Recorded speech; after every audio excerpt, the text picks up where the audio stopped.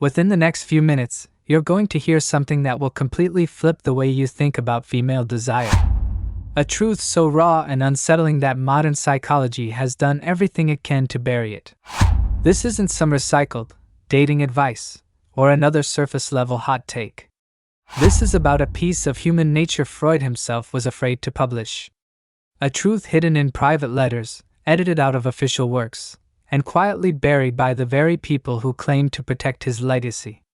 By the time we're done, you'll see why desire isn't what you've been told, why men have been lied to for generations, and why this knowledge is so dangerous that most people will refuse to believe it even when it's staring them in the face. And it all starts with a story Freud never wanted the public to hear.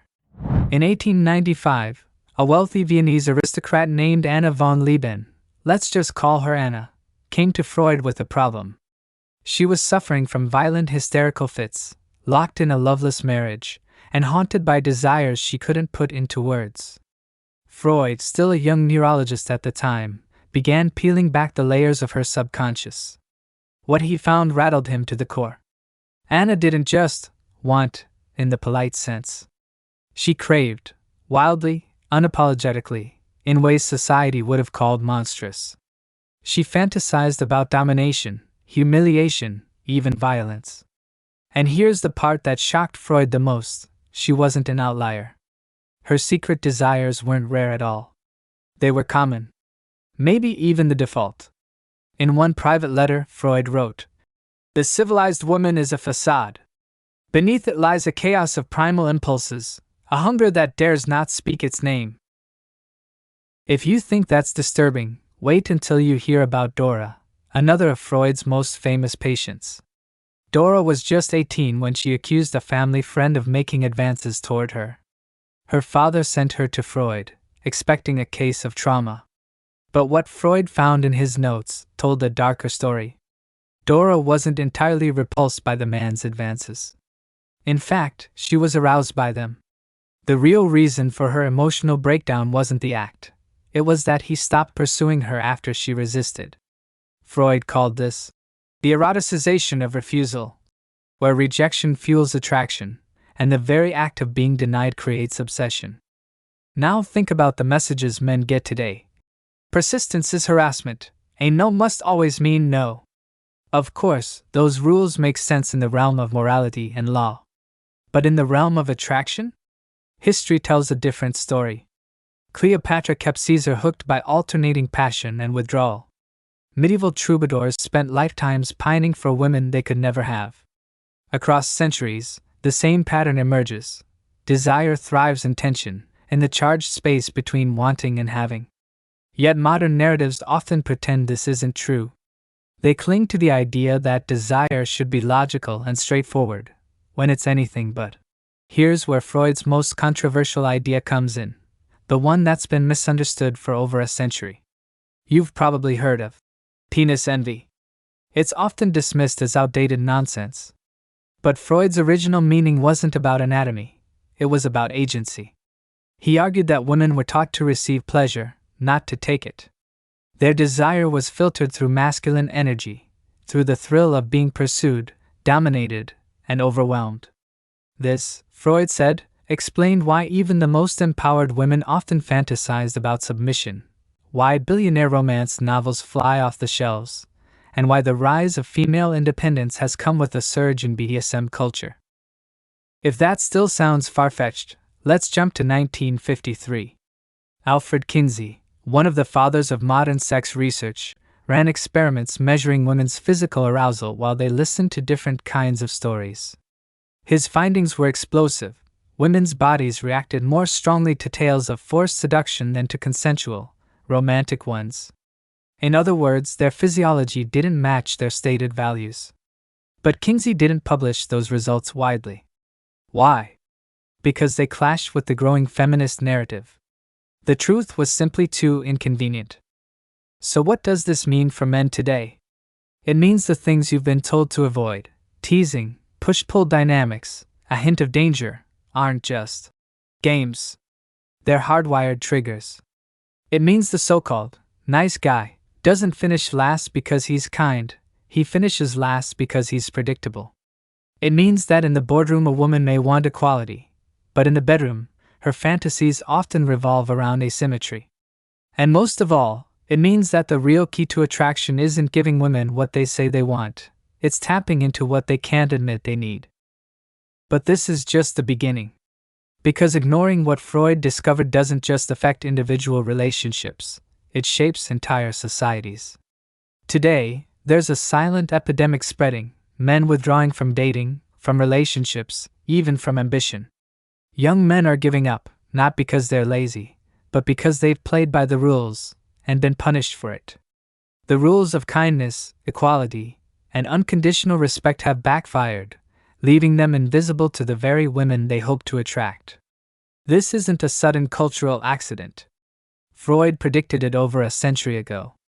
In 1908, he treated a young lawyer named Edward who seemed to have it all: education, stability, manners. But Edward's wife despised him. She mocked his politeness, flirted with dangerous men, and eventually left him for a factory worker with a criminal past. Freud's diagnosis? Moral castration. Edward had been taught to suppress his aggression, his dominance, and his raw masculinity. In doing so, he'd made himself invisible. And here we are today. The average man under 30 is now 3 times more likely to be celibate than his father was at the same age.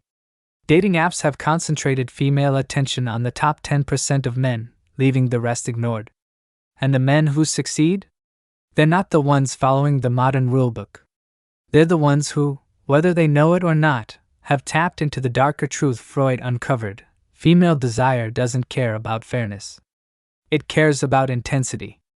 Consider a 2018 study from the University of Oslo that analyzed female ratings of men on Tinder. The results? Brutal. Women rated 85% of men as below average in attractiveness, not just not my type, but completely unworthy of further attention. Even more telling, the same study showed women were more willing to share a top-tier man than settle for a loyal, nice guy they found boring. The takeaway? Monotony kills desire. Freud had a term for this: the boredom principle. Humans, and especially women in the context of romantic selection, are drawn to variety, unpredictability, and risk. And in today's dating market, with its endless swiping and instant gratification, that instinct is being amplified to dangerous extremes. It gets even more uncomfortable. In the 1950s, psychologist John Money studied the gap between what people say they want and what their bodies actually respond to. Women self-reported attraction to kind, stable men, but when hooked up to physiological monitors, their bodies told a different story. Images of dominant, even dangerous men caused their pupils to dilate, heart rates to spike, and skin conductance to rise. Money didn't publicize these findings widely. Just like Kinsey, he knew they'd ignite controversy by revealing that women often crave exactly what they claim to hate. And you don't even have to look into dusty archives to see this playing out. Look at the explosion of dark romance novels where readers obsess over morally gray anti-heroes, mafia bosses, outlaws, even kidnappers. Look at the way OnlyFans thrives, not on polite flattery, but on aloof, dominant personas who set the tone. Even in politics, women consistently vote for bold, authoritarian leaders over mild-mannered reformers. Freud had a name for this: the Thanatos effect, the unconscious attraction to danger and forbidden power. And here's the twist: it's not women's fault. Freud's most radical claim was that women don't control their desires any more than men do. These drives are hardwired. The real difference is that society allows women to act in ways that contradict their public stance. A man who admits he prefers submissive women risks social shaming. A woman who secretly craves dominant, promiscuous men can indulge the fantasy in private without judgment, as long as she maintains a socially acceptable public narrative. Even famous psychology experiments hint at this. Take the Stanford Prison Experiment in 1971. While it's remembered for its insight into power and cruelty, the unspoken story was the behavior of female researchers and visitors. Despite condemning the guards' brutality, many were drawn to them on a primal level. The same phenomenon appeared in Nazi Germany, where SS officers, symbols of cruelty, were often pursued by women who publicly denounced their ideology. Freud's conclusion? The erotic mind has no conscience. So, what does a man do with this knowledge? Does he become a cold, unfeeling brute? No.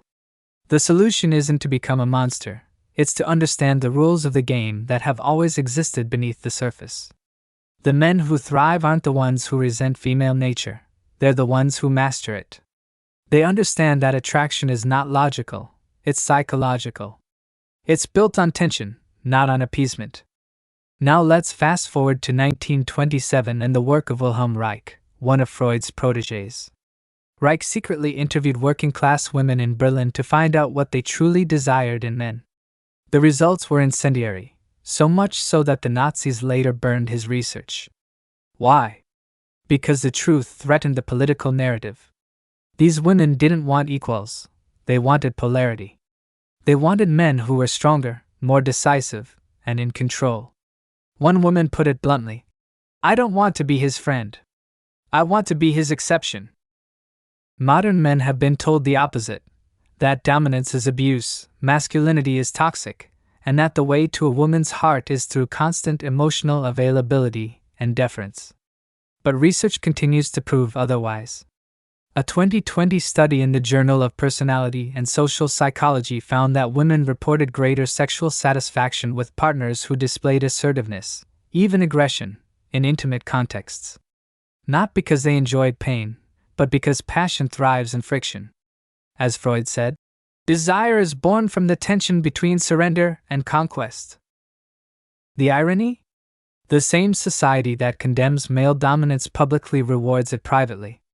Hollywood glorifies the bad boy, who breaks rules but still gets the girl. Pop music is filled with women singing about toxic men they can't quit. And in the courtroom, it's often the aloof ex, not the perfect provider, who walks away with his dignity intact. Freud saw this coming. He once wrote, "Civilization will demand that men neuter themselves and then wonder why women lose interest." Let me give you a modern example. Michael, a 32-year-old engineer, came to me in total confusion. By all accounts, he was the ideal boyfriend, feminist, supportive, emotionally available, a great cook. He celebrated her successes, remembered every important date, and never let her down. And then she left him for a man who was inconsistent, unpredictable, and exciting. Her parting words? "I love you, but I'm not in love with you." Michael's crime wasn't cruelty. It was safety, predictability, boredom. This isn't a rare story, it's epidemic. Freud called it the hedonic treadmill. People adapt to comfort, but they obsess over challenge. Give someone everything they ask for, and they'll eventually lose interest. Desire is about pursuit, not possession. Anthropologist David Buss proved this in the 1970s with a global study on mate retention. Women, across every culture studied, were more attracted to men other women wanted, and least attracted to men who were overly available. Buss called it universal. Freud called it the scarcity principle. And here's the key lesson. If you make a woman the center of your life, she will eventually lose respect for you. Not out of malice, but because her biology will interpret it as weakness. The solution isn't cruelty, it's frame control. The men who keep women's attraction over time are the ones who lead without apology. They understand that confidence isn't arrogance, it's the ability to remain unaffected by validation or rejection. And when the stillness finally takes hold, something remarkable happens. You realize that love isn't a feeling you fall into, it's a truth you grow into. It's no longer about needing someone to complete you. It's about being so whole within yourself that you can meet another soul without the hunger of emptiness. And that's when you understand why all the stories about love sound like they were written for gods, not mortals. Because real love demands divinity from both.